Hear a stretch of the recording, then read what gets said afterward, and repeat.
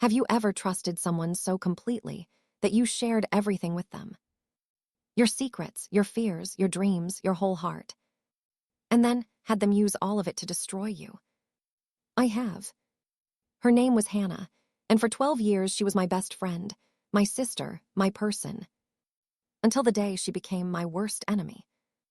Let me tell you how the person I trusted most in the world betrayed me in the most devastating way possible, and how karma made sure she paid for every single lie. My name is Riley Chen. I'm 28 years old, and until 8 months ago, I thought I knew what friendship meant. Hannah and I met in high school. We were 16, awkward, trying to figure out who we were. We bonded instantly. Same music taste, same sense of humor, same dreams of getting out of our small town and making something of ourselves. We went to the same college, rented our first apartment together, got our first real jobs in the same city. We were inseparable. Hannah knew everything about me, every heartbreak, every insecurity, every hope, and I knew everything about her. Or so I thought. 2 years ago, I met Daniel. He was kind, funny, ambitious. We fell in love fast, and Hannah was there for all of it. She helped me pick out outfits for our dates, listened to me talk about him for hours, told me how happy she was for me. A year ago, Daniel proposed. I was over the moon, and naturally, I asked Hannah to be my maid of honor. She cried when I asked her, said she was honored, said she couldn't wait to stand beside me on the biggest day of my life. I believed every word. I spent the next year planning my wedding. Hannah was involved in everything: dress shopping, venue hunting, vendor meetings. She was the perfect maid of honor. But she was also doing something else, something I never saw coming. She was sleeping with my fiancé. I found out 3 weeks before my wedding. It was a Thursday evening. Daniel was working late, or so he said. I decided to surprise Hannah with takeout and a movie night. We hadn't had one in weeks because of wedding stress. I used my spare key to her apartment and walked in. "Hannah, I brought Thai food and that wine you like." I stopped. There were men's shoes by the door, shoes I recognized. Daniel's shoes. My heart started pounding. Maybe he's here helping her with something. Maybe they're planning a surprise for me. But then I heard it, laughter, coming from her bedroom. I walked down the hallway, my hands shaking, my mind racing. The bedroom door was half open. And there they were. Daniel, Hannah together in her bed. I must have made a sound because they both turned and saw me standing there. Hannah's face went white. Daniel scrambled to cover himself. "Riley," he started. I didn't let him finish. I turned and walked out. I heard them calling after me, but I didn't stop. I got in my car and drove. I didn't know where I was going. I just drove until I couldn't see through my tears anymore.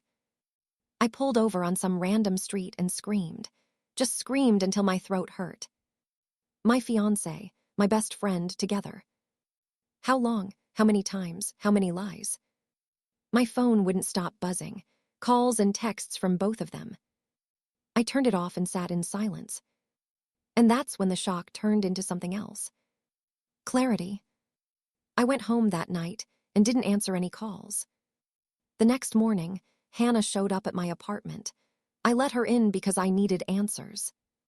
She stood in my living room, crying, begging me to listen. "Riley, I'm so sorry. I never meant for this to happen. It just happened." I looked at her coldly. "How long?" "What?" "How long have you been sleeping with my fiancé?" She looked down. 4 months. 4 months. While I was planning centerpieces and choosing wedding favors, they were betraying me. For 4 months. "Why?" My voice cracked. "I don't know. It started at your engagement party. We were both drunk.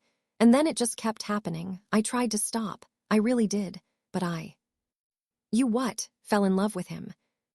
She said nothing, which was answer enough. "Get out," I said quietly. "Riley, please." "Get out." She left. Daniel came by an hour later. I didn't let him in.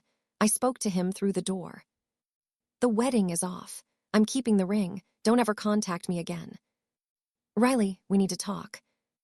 "There's nothing to talk about. You chose her. Now live with that choice." I didn't give him a chance to respond. I just walked away from the door and blocked both of them on everything.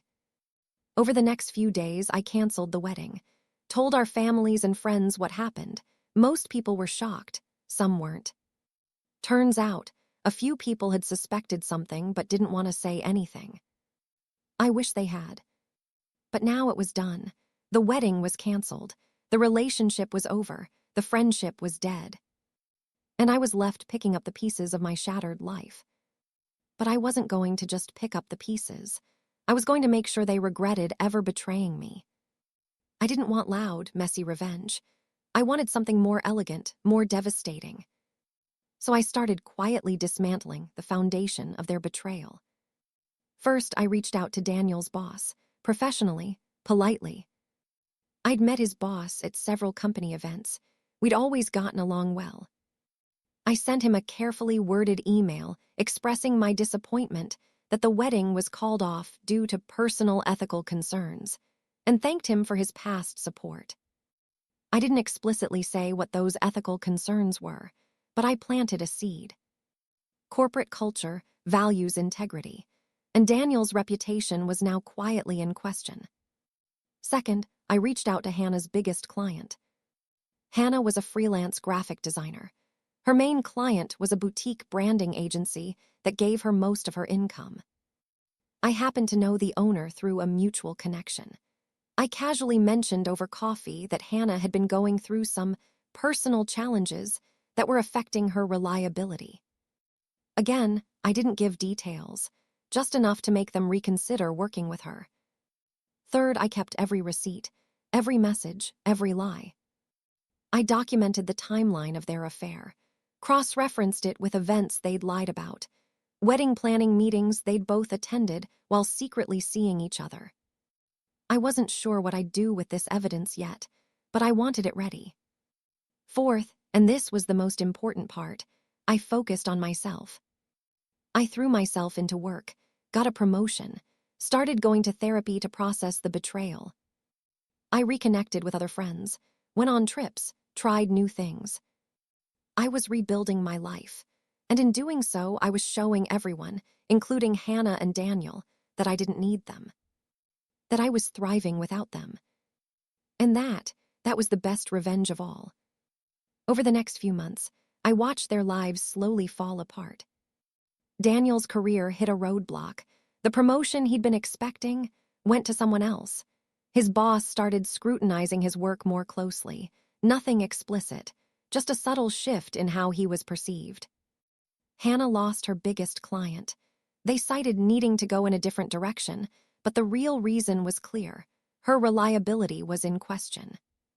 Without that income, she struggled, had to move to a cheaper apartment, started taking smaller, lower-paying jobs. And their relationship, it didn't last. Turns out, a relationship built on betrayal isn't very stable. They fought constantly, about money, about guilt, about the fact that everyone in their lives knew what they'd done. 6 months after the affair was exposed, they broke up. Hannah tried to reach out to me, a long, rambling email about how sorry she was, how she'd made a terrible mistake, how she missed our friendship. I read it once, then deleted it. I didn't respond. I didn't need to. She'd lost everything, her best friend, her main income source, her relationship, her reputation. And I was doing better than ever. 8 months after the betrayal, I ran into Hannah at a coffee shop. She looked terrible, tired, worn down, defeated. She saw me and froze. I could see her debating whether to approach. I made the decision for her. I walked over to her table. "Hannah."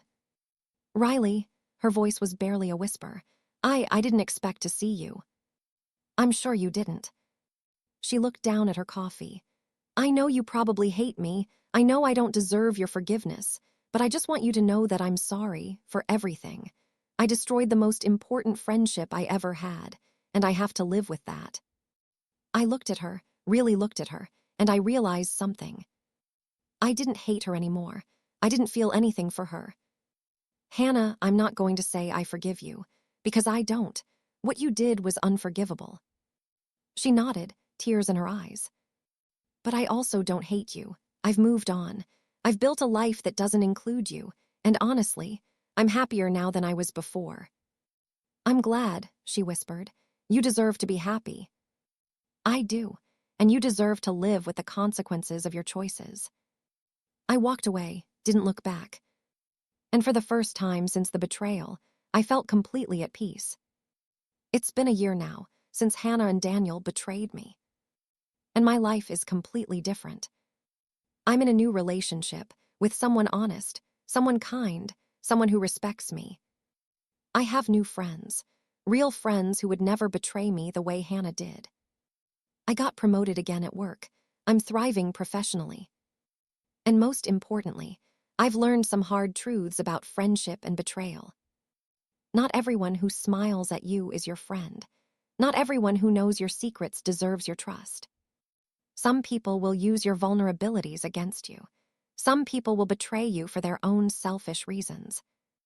And that's not your fault, that's on them. My revenge wasn't loud or dramatic. It wasn't public humiliation or elaborate schemes.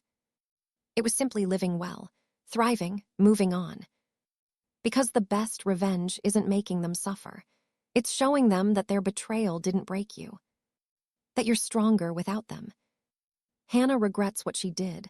I can see it in her eyes, in the way she's lost everything. But I don't take satisfaction in her pain. I take satisfaction in my own growth. Because betrayal doesn't define you, how you respond to it does. If you're watching this and you've been betrayed by someone you trusted, hear me when I say this. You will survive this, you will heal, and you will thrive. Don't waste your energy on revenge. Use it to build something better. Because the person who betrayed you, they're already living with the consequences. And you're free.